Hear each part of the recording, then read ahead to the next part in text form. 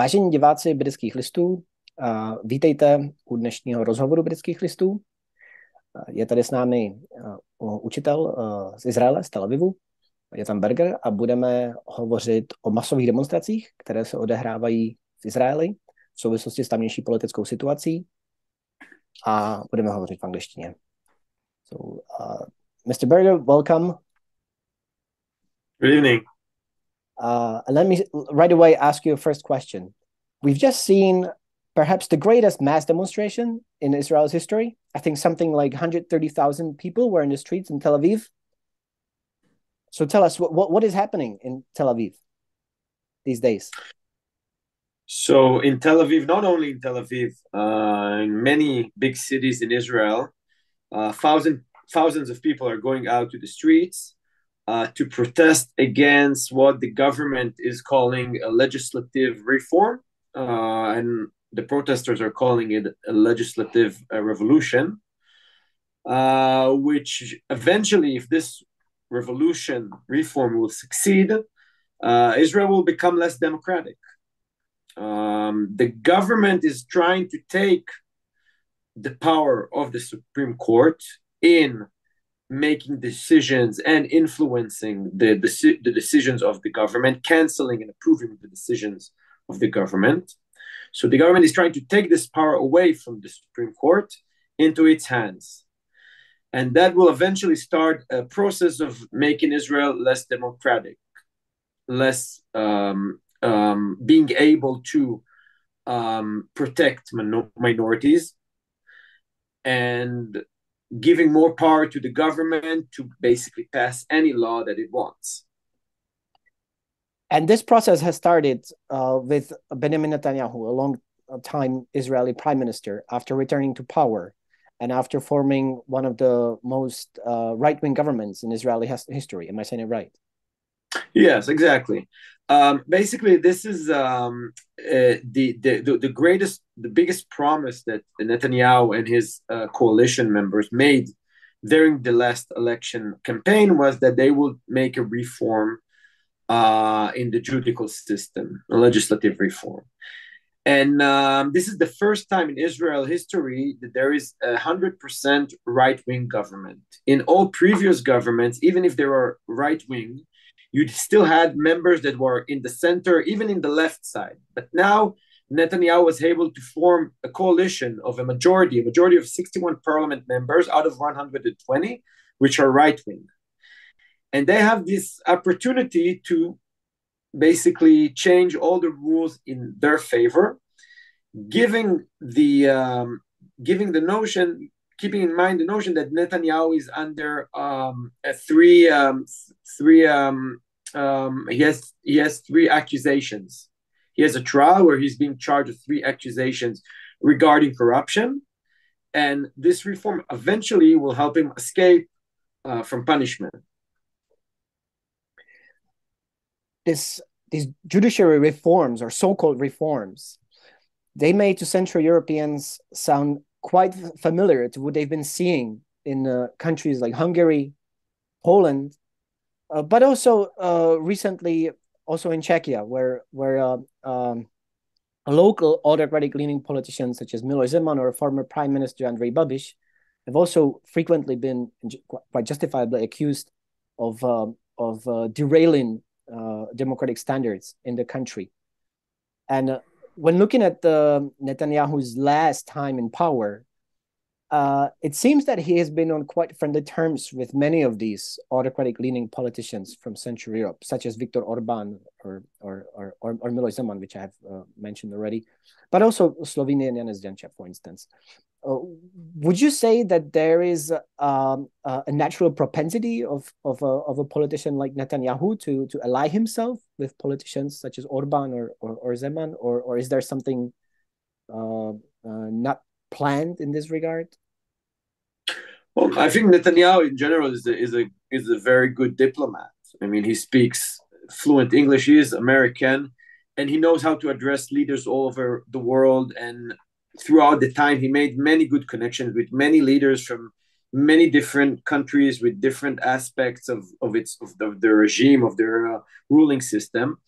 I do think that Netanyahu is deriving his legitimacy to make this kind of actions from other countries. He saw that it works in Poland. He saw that it works in Hungary. He saw that the world is not really going to put pressure on these countries to change.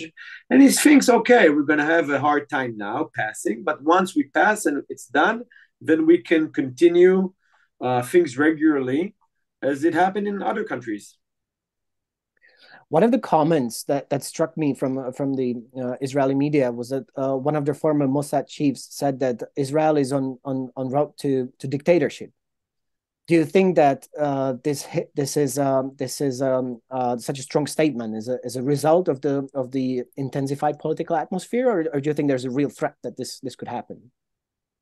Well, I think that Israel eventually will become a very weak democracy if this reform passes, and I'm talking about a month from now, because they're passing the rules one after the other, a week after a week. So in a month from now, this can all be done, and Israel will become a very, very weak democracy. And for me, a real democracy is not only the rule of the majority, but a balance between the different authorities that allows protecting the minorities. And eventually, if the coalition will be able to control the judicial system, that means that minorities will not be protected. And that means eventually that the judges themselves, they will be like politicians, because they will need to be very close to the politicians in order to be chosen to be judges. And that is a great threat for democracy. That is a great threat for justice. That is a great threat for all the different kind of minorities that we have here in this country. And that is a great threat to the liberal side of Israel, to the liberal population, which is a big population which is against it. So yeah, I'm looking forward, and I'm seeing a very, very dark future of a one-sided political system, and eventually a weaker Israel and divided Israel, citizens who are divided amongst themselves. So tell us, please, more about the side of the population that strongly disagrees with these developments. My understanding is that you're also attending the mass demonstrations that are taking place in Israel, right? Yes, I'm taking part in the demonstrations. Yes. So what is the atmosphere there? What is the general feeling among the people? Do they feel hopeless, or do they think that they have the strength to stop this process? Well, first of all, there's a lot of concern. There is a lot of concerns because we see that this is real. This is not fake. I mean, the government is fastly heading towards passing all the rules that it wants within a few weeks, as I said.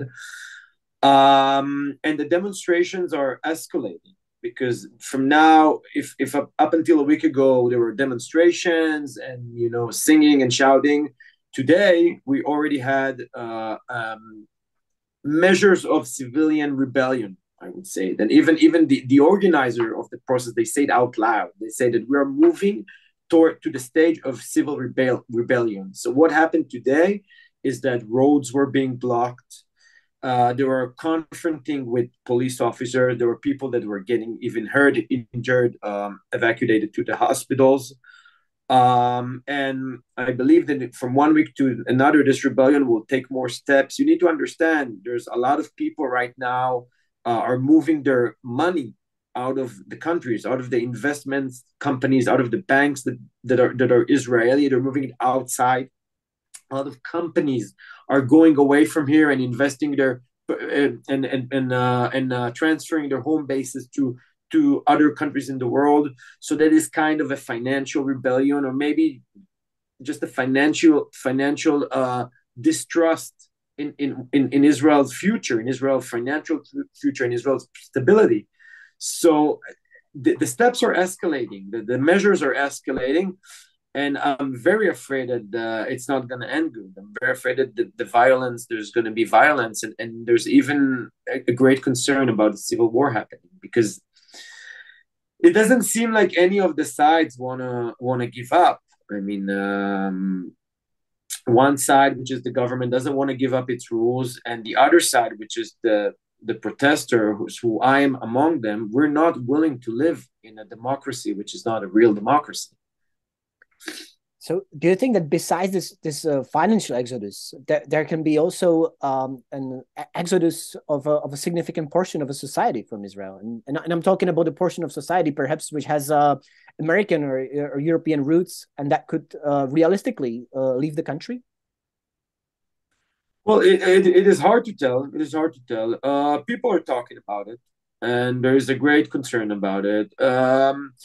I think that if Israel changes its face and becoming less of a liberal country due to this reform and more of a conservative, religious, with a lot of limitations on the liberal way of life, and I spoke about minority rights before, for example, gay people rights, the whole gay lesbian community, which also this reform may also damage them very much.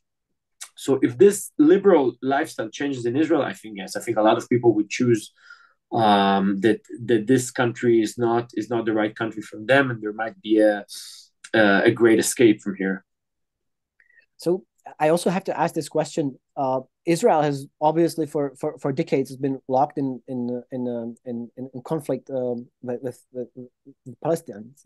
And when you were mentioning the civilian unrest inside the Israeli society, and then looking at the intensified clashes between Israeli authorities and Palestinians, do you see that this could create an unprecedented unrest that Israel hasn't seen before?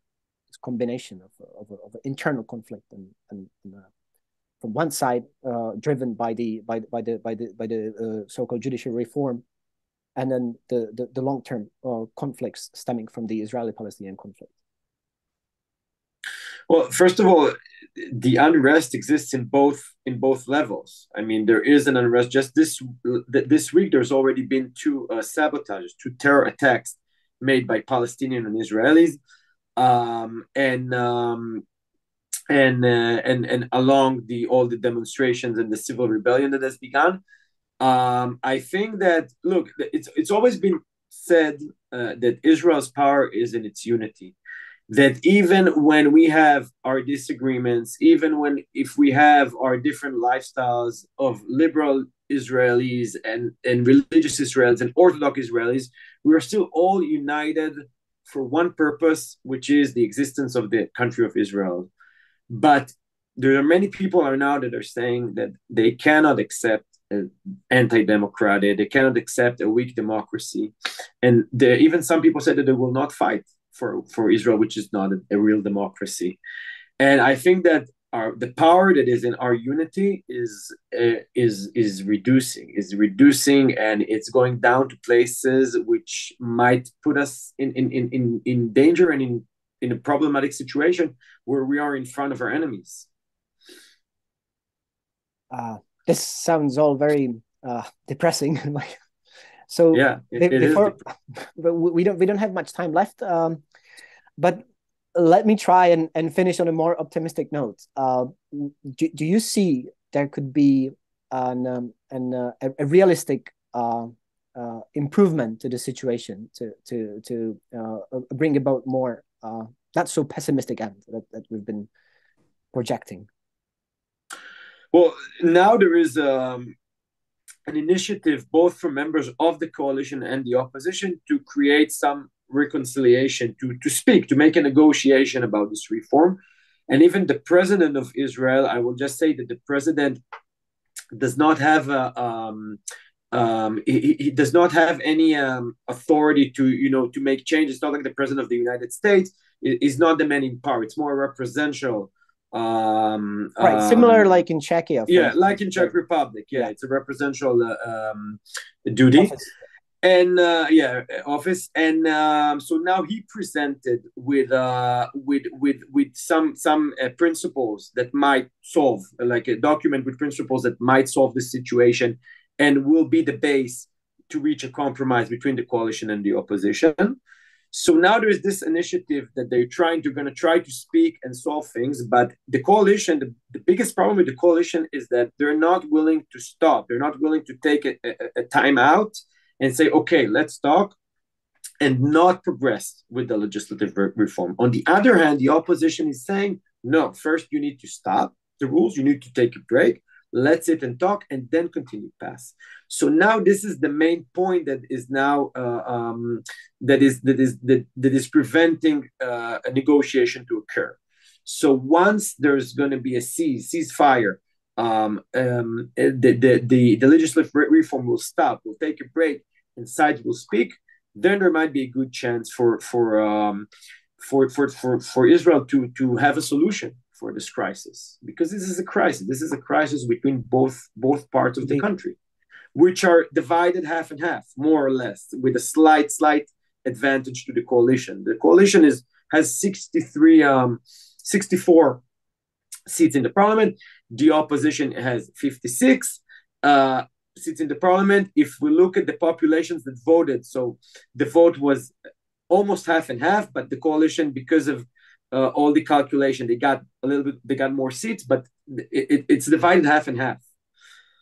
I really hope that they're gonna sit down and they're gonna find some solution that will allow Israel to stay a strong democracy, and we'll end this situation, because it's a terrible situation. Mr. Berger, thank you very much, and I wish you all the best. Thank you. Good evening.